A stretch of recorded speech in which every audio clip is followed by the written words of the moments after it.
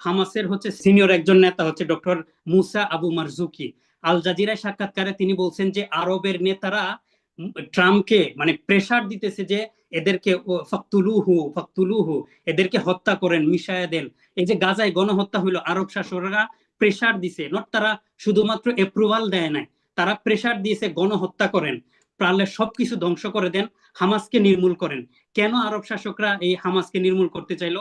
কারণ একটাই, যদি মধ্যপ্রাচ্যে গণতান্ত্রিক একটা ইসলামী খেলাফতের বা হচ্ছে ইসলাম যেভাবে চলে এই খেলাফতের ভিত্তিতে একটা বিপ্লবী সরকার যদি হামাসের মাধ্যমে মধ্যপ্রাচ্যে উত্থান হয়, তাহলে এটা রাজতান্ত্রিক এই যে উসমানী খেলাফতের বিরুদ্ধে বিদ্রোহ করে একটা খারেজি চিন্তার, উগ্র চিন্তার, অবৈধ খণ্ড খণ্ড মুসলিম ভূখণ্ডকে খণ্ড খণ্ড করে এখান যে রাষ্ট্র প্রতিষ্ঠা হলো, এগুলোর বিরুদ্ধে জনগণ হচ্ছে বিদ্রোহ করে দাঁড়াবে।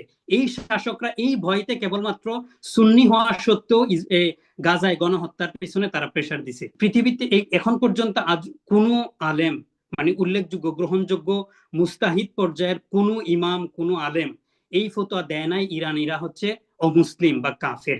এটা আমাদেরকে উগ্র যারা আছে, যেটা বললাম যে জ্ঞানের স্বল্পতা না ইলমের স্বল্পতার কারণে হচ্ছে কিছু উলামায়ে কেরাম এই সুরের কারণে পরিচিত হয়েছে লাখো মানুষের কাছে, তারা বলতেছে ইরান হচ্ছে কুফফার রাষ্ট্র। ওমা লাকুম লা তুকাতিলুনা ফি সাবিলিল্লাহ ওয়াল মুস্তাদাফিনা মিনার রিজালি ওয়ান নিসাই ওয়াল উলদানি আল্লাযিনা ইয়াকুলুনা রব্বানা আখরিজ লানা হাযিহিল ক্বরিয়াতিয যালিমি আহলুহা।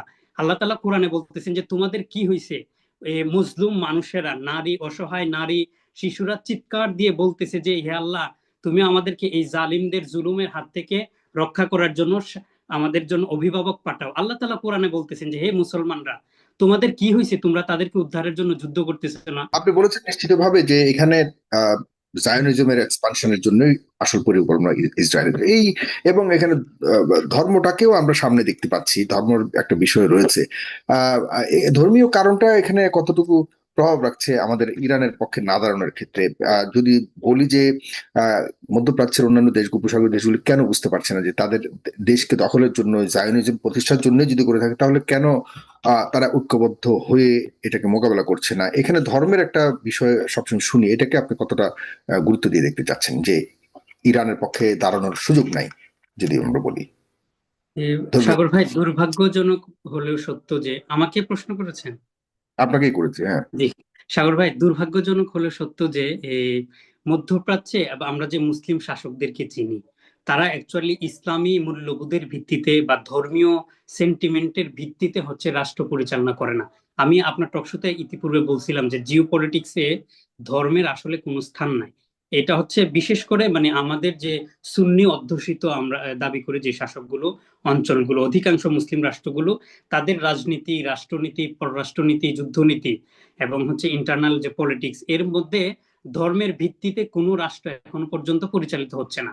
অর্থাৎ আপনি একটা রাষ্ট্র দেখাতে পারবেন না যে সুন্নি মতাদর্শের ভিত্তিতে একটা রাষ্ট্র পরিচালিত হচ্ছে এখন, এটা আপনি দেখাতে পারবেন না। আমাদের উসমানী অটোমান এম্পায়ার ছিল, খেলাফত ছিল, যেটা সুন্নি মতাদর্শের ভিত্তিতে একটা রাজ্য সাম্রাজ্য তারা পরিচালনা করছে, ইটস ওকে। কিন্তু এই সাম্রাজ্যকে ওয়াহাবিরা, উগ্র খারেজি চিন্তার হচ্ছে ওয়াহাবিরা বিদ্রোহ করে ব্রিটেনের সহযোগিতায় উসমানী খিলাফতকে ধ্বংস করে এই আরব মুসলিম ভূখণ্ডকে টুকরা টুকরা করে আরবের রাষ্ট্রগুলো জন্ম নিয়েছে। এই ইতিহাস আপনারা সবাই জানেন। এরপর থেকে মধ্যপ্রাচ্যে মূলত এই শাসক গোষ্ঠীরা নিজেদের ক্ষমতার জন্য যা কিছু করার দরকার সেটা করে। এখন নিজেদের যাদেরকে তারা শাসন করতেছে, তারা কোনো না কোনো ধর্মের অনুসারী, কোনো কোনো মতের অনুসারী, সেই জায়গা থেকে তারা ওই মত পালনের অ্যাক্সেসটা দিচ্ছে নাগরিক সুবিধা হিসেবে। মানে তারা ধর্মীয় সেন্টিমেন্টের জায়গা থেকে, মূল্যবোধের জায়গা থেকে সেটা করতেছে না। ফলে তাদের কাছে ব্রিটেন আমেরিকার সহায়তা করা, তাদের সাথে বন্ধুত্ব করা, তাদের পুরো রাষ্ট্রে ব্রিটেন আমেরিকার অস্ত্রাগার তৈরি করা, অ্যাক্সেস দেওয়া, নিরাপত্তা, সবকিছু তাদের হাতে বিলিয়ে দেওয়া, এটা কোনো ধরনের ভয়ের কারণ না। যদি ধর্মের ভিত্তিতে পরিচালিত হইতো, সেটা যে কোনো মত হোক, শিয়া মতবাদ হোক, সুন্নি মতবাদ হোক, সালাফি মতবাদের হোক, শিয়া এই সুন্নির একটা বিষয় আছে, যদিও এসব বিষয়কে তো আসলে এখানে গুরুত্ব দেয় বলে মনে হয় না, জি, কিন্তু এটাও কতটুকু আসলে এখানে ম্যাটার করে বলে মনে করেন? আমি বলছি, মূলত হচ্ছে রাজনীতি শাসকদের কাছে এই সুন্নি শিয়া এই ব্যাপারগুলো ডাজেন্ট ম্যাটার, কোনো ধরনের মানে তাদের চিন্তাতেই নাই। এখন আমরা যারা নাগরিক আছি বা সুন্নি আলেম উলামা, তারা হচ্ছে এটা মানে পলিটিক্সটা থেকে বা মানে বাহিরে গিয়ে ওই যে গতানুগতিক জন্মের পর থেকে আমাদেরকে মাদ্রাসায় গেলে শিখানোই হয় বিরোধী মতের প্রতি, ভিন্ন ইখতিলাফি মাসালায় ভিন্ন মতের প্রতি একটা আগ্রাসী মনোভাব ফতোয়ার ক্ষেত্রে, এবং সব ক্ষেত্রে একটা সতীনের স্বভাবের মতো, মানে চুন থেকে পান খসতেই তারে শত্রু মনে করা, মানে ডিহিউম্যানাইজ করা, তাকে অমানুষ মনে করা, অমুসলিম মনে করা। এটা একটা আমাদের হচ্ছে দুর্ভাগ্যজনক হলে সত্য যে ইসলামী শিক্ষা ব্যবস্থা এটা আনুষ্ঠানিকভাবে প্রাতিষ্ঠানিকভাবে প্রতিষ্ঠিত। ফলে এই ওলামায়ে কেরাম যারা বিচ্ছিন্ন রাজনৈতিক জ্ঞানটা খুব একটা নাই, তারা দেখবেন এই ফতোয়াবাজি করতেছে যে ইরান হচ্ছে শিয়া রাষ্ট্র, সুতরাং সৌদিতে হামলা করছে তো আমরা এটাকে সমর্থন করি না। অথচ ইসলাম সেটা বলে না। আল্লাহ তাআলা কোরআনে বলছেন, ওমা লাকুম লা তুকাতিলুনা ফি সাবিলিল্লাহ ওয়াল মুস্তাদাফিনা মিনার রিজালি ওয়ান নিসাই ওয়াল উইলদানি আল্লাযিনা ইয়াকুলুনা রব্বানা আখরিজ লানা হাযিহিল ক্বরিয়াতিয যালিমি আহলুহা। আল্লাহ তাআলা কোরআনে বলতেছেন যে তোমাদের কি হইছে, মুসলিম মানুষেরা, নারী, অসহায় নারী, শিশুরা চিৎকার দিয়ে বলতেছে যে হে আল্লাহ, তুমি আমাদেরকে এই জালিমদের জুলুমের হাত থেকে রক্ষা করার জন্য আমাদের জন্য অভিভাবক পাঠাও। আল্লাহ তাআলা কোরআনে বলতেছেন যে হে মুসলমানরা, তোমাদের কি হয়েছে, তোমরা তাদেরকে উদ্ধারের জন্য যুদ্ধ করতেছো না? ইসলাম হচ্ছে মানুষের মানবতার মুক্তির জন্য আসছে। মানুষের যে মানুষ মানুষের উপর জুলুম করে, সেটা যে কোনো ধর্মের হোক, খ্রিস্টান ধর্ম হোক, ইহুদি ধর্ম হোক, হিন্দু ধর্ম হোক, যার উপর মানুষের উপর জুলুম হইলে ইসলাম এসছে তার জুলুম থেকে রক্ষা করার জন্য। আর একটা কাজ করে ইসলাম পরকালীন মুক্তির জন্য তাকে আত্মিক একটা মুক্তিও দেয়। কিন্তু জাগতিকভাবে ইসলাম ধর্ম সমস্ত মানুষের শান্তি নিশ্চিত করার জন্য আসছে। আজকে আপনি বলুন তো, ইরানের স্কুলে যে এই যে একচেটিয়া হামলা করা হয়েছিল, ইরানের কি দোষ ছিল? জায়নবাদীরা হচ্ছে তাদেরকে হামলা করা হলো, তারা মানুষ। ইরানের শিশুরা ধর্মীয় পরিচয় বাদ দেন, তারা তো মানুষ। ইসলাম ধর্মে আল্লাহ তাআলা কোরআন বলছে মানুষের এই জুলুম থেকে রক্ষা করার জন্য। এরপরে আসুন, পৃথিবীতে এখন পর্যন্ত আজ কোনো আলেম, মানে উল্লেখযোগ্য গ্রহণযোগ্য মুস্তাহিদ পর্যায়ের কোনো ইমাম, কোনো আলেম এই ফতোয়া দেয় নাই ইরানিরা হচ্ছে অমুসলিম বা কাফের। এটা আমাদেরকে উগ্র যারা আছে, যেটা বললাম যে জ্ঞানের স্বল্পতা না ইলমের স্বল্পতার কারণে হচ্ছে কিছু উলামায়ে কেরাম এই সুরের কারণে পরিচিত হয়েছে লাখো মানুষের কাছে, তারা বলতেছে ইরান হচ্ছে কুফফার রাষ্ট্র। তাহলে এখন মানে মধ্যপ্রাচ্যের সুন্নি দেশগুলোর সাথে ইরানের গুরুত্বের মধ্যে কি ধর্ম কোনো ম্যাটার না, এখানে কি অন্য ইন্টারেস্ট ম্যাটার না? এটা বললাম যে ধর্ম কোনোভাবেই ম্যাটার না, এটা জাস্ট হচ্ছে জিওপলিটিক্যাল একটা স্নায়বিক দ্বন্দ্ব।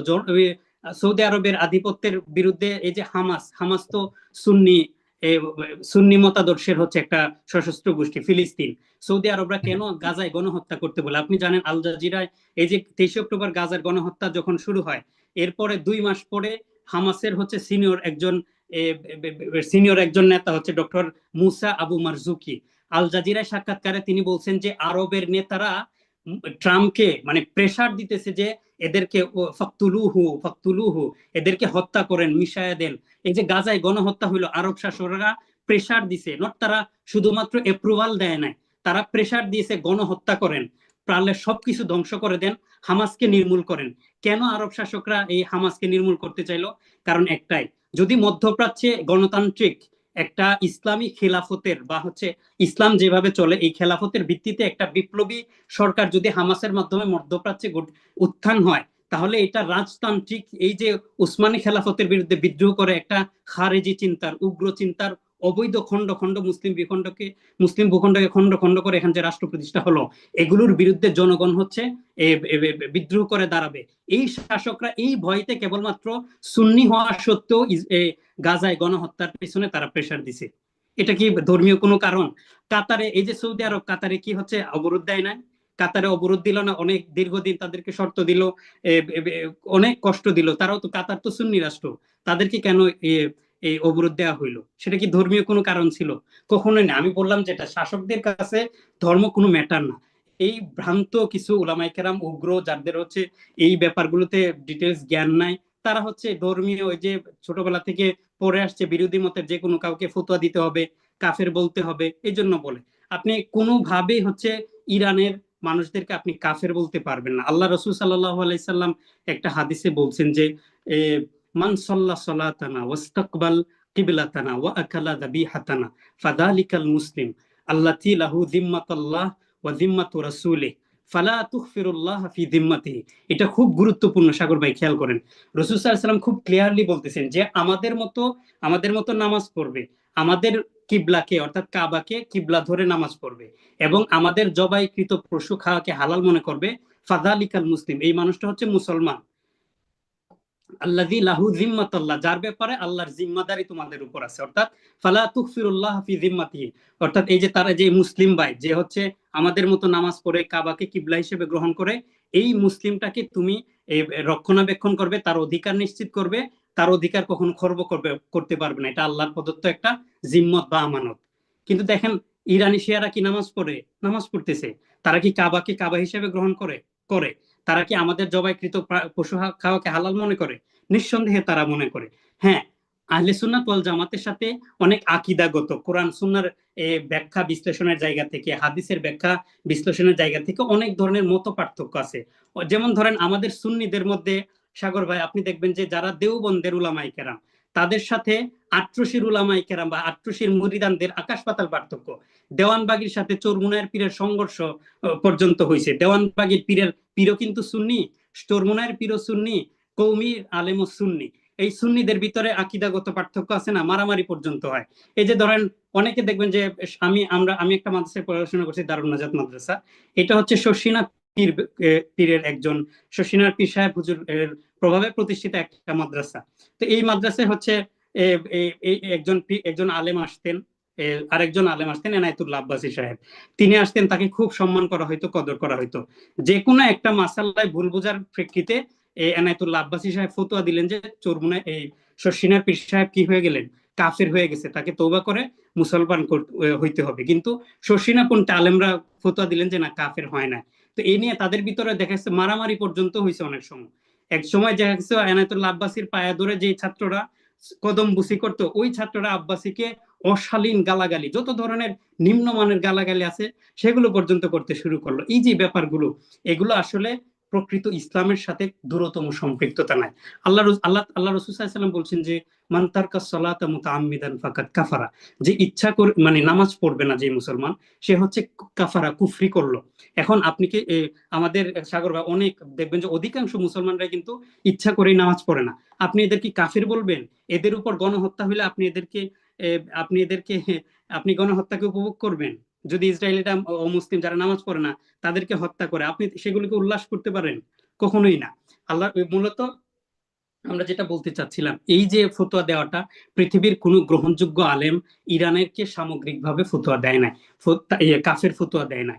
এটা ফতোয়া দেওয়ার কোন ধরনের মানে সুযোগ এবং যেই কোন কারণে ধরনের ফতোয়া দেওয়া হচ্ছে ইরানের পক্ষ অবলম্বন করা যাবে না, সেই ফতোয়াতে বা সেই কারণেই কি আহ, ইসরায়েলের পাশে দাঁড়ানোর কোনো সুযোগ আছে কিনা, বা ইসরায়েলকে সমর্থন দেওয়ার কোনো সুযোগ আছে কিনা একই না, নেই। কারণ ইয়ার হচ্ছে ভিত্তিতে? আল্লাহ তাআলা কোরআনে আমরা দেখতে পাচ্ছি ইরানের পক্ষপাতিত্ব না করে তাহলে কার পক্ষপাতিত্ব করার জন্য ইঙ্গিত দেওয়া হচ্ছে? আচ্ছা দুটো পক্ষ, দেখুন সাগর ইসরায়েল ভাই, আর ইরান। তা আপনারা ইরানের পক্ষে গেলে আপনি কাফের, তো কার পক্ষে যাবে? দুটো পক্ষ তো আছে, আমরা তো কারো না কারো পক্ষ নিতেই হবে। ওয়ার্ল্ড ওয়ার্ল্ড তো আর কেউ আসলে যুদ্ধের বাহিরে না, আমরা সবাই বাহিরে না, এফেক্টেড। পক্ষে আছে সাগর ভাই, পক্ষে আছে, জায়নবাদের পক্ষে। এবং বিশেষ করে দেখবেন এই যে মসজিদে আকসায় আজকে 20 দিন ধরে 22 দিন ধরে মসজিদে আকসা টোটালি বন্ধ, এবং হচ্ছে নামাজ পড়তে দেওয়া হয় না, ঈদের নামাজ পড়তে দেওয়া হয় না মসজিদে আকসায়। ঈদের নামাজ পড়তে যাওয়া মুসল্লিদের উপর নৃশংসভাবে হামলা চালানো হয়েছে। এই শায়েক যারা ফতোয়া দিচ্ছেন, আপনি কি সাগর ভাই জানেন, একটা বক্তব্য বের করতে পারবেন তারা কি জানেও না যে মসজিদুল আকসায় নামাজ পড়তে দেওয়া হয় নাই? অর্থাৎ এই ফতোয়াটা ইরানের বিরুদ্ধে ফতোয়া দেওয়ার অর্থই হচ্ছে যে জায়নবাদী যে প্রজেক্ট আছে সেটাকে হচ্ছে জায়েজ করা এই মুহূর্তে। দেখুন ইরানের সাথে যে মত পার্থক্য আছে এটা নিয়ে তারা হচ্ছে যখন ধর্মীয় আলোচনায় আসবে তখন সেটা নিয়ে তারা অবশ্যই আলোচনা করার সুযোগ আছে। কিন্তু যখন ইরানিরা হচ্ছে ইসরায়েলে আক্রমণ করতেছে, জায়নবাদকে আঘাত করতেছে, তেল আবিবে আঘাত করতেছে, যখন ইরানের উপর অবৈধভাবে নারী শিশুদেরকে গণহত্যা করতেছে, তখন আপনি ইরানের বিরুদ্ধে বলার অর্থ হচ্ছে জায়নবাদের পক্ষে থাকা। এটাই হচ্ছে বাস্তব। আপনি দেখবেন না এই শায়েকরা যারা ফতোয়া দিতেছেন ইরানের এই যে না, যেটা আমরা বললাম আমরা আসলে কোনো কোনো কারো নাম ধরতে চাই না। আমি মনে করি যে সবাই যার যার আসলে নিজস্ব জ্ঞান থেকে বলছে, কেউ ভুল বলছে, কেউ ভুল বলছে না, এই। কিন্তু কোনো নির্দিষ্ট গোষ্ঠীকে আমরা আসলে টার্গেট করে বলতে চাই না। সবাই আসলে আমি মনে করি যে যুদ্ধের বিপক্ষে থাকা উচিত, এবার যে কোনো জাতির এবং জাতির সাথে। এই ব্যাপারে সাগর ভাই আমি একটু এই পয়েন্টে আরেকটা ব্যাপার অ্যাড করি, সেটা হচ্ছে শেষ করতে খুবই হবে, হ্যাঁ। জরুরি যে আমরা ইরানের পক্ষে থাকবো না ইহুদি জায়নবাদীদের পক্ষে থাকবো। আমি বললাম যে দুইটার যে কোনো একটা পক্ষে নিরপেক্ষ হওয়ার কোনো সুযোগ নাই। শাসকরা নিরপেক্ষ থেকে মূলত আব্রাহাম অ্যাকর্ডিং এর মাধ্যমে তারা জায়নবাদীদের পক্ষে আছে। এটা নিয়ে বিস্তারিত অন্য সময় কথা বলতে পারবো। আল্লাহ তাআলা কোরআনে বলতেছেন যে লাতাজিদান্না আশাদ্দুন নাস লিল্লাযিনা আদাওয়াতাল লিল্লাযিনা আমানু ইয়াহুদ ওয়াল্লাযিনা আশরাকু। কোরআনে আল্লাহ তাআলা বলতেছেন মুমিনদের জন্য, মুসলমানদের জন্য সবচাইতে ভয়ঙ্কর বড় শত্রু হচ্ছে ইহুদিরা। আল্লাহ তাআলা কোরআনে বলতেছেন সরাসরি। তো এই আয়াত থাকার পরেও কথিত জায়নবাদী শায়করা বা জায়নবাদে প্রভাবিত শায়করা তারা বলতে চাচ্ছেন যে ইহুদিদের চাইতেও হচ্ছে জঘন্য হইল ইরান। এর চাইতে হাস্যকর কথা আর কিছু হইতে পারবে না। আল্লাহ তাআলা এই ধরনের জাহিলিয়াত থেকে আমাদেরকে রক্ষা করুন। আমাদের এই মুসলিম ইসলামের যে আল্লাহ রাসূল সাল্লাল্লাহু আলাইহি ওয়াসাল্লাম যে মৌলিক আদর্শ মানবতার পক্ষে এবং হচ্ছে এই জুলুমের বিরুদ্ধে ইসলামের যে অবস্থান সেটাকে ধরে রাখা, সেটার উপর আমাদেরকে কাজ করার তৌফিক দান করুন। আপনাকে অনেক ধন্যবাদ।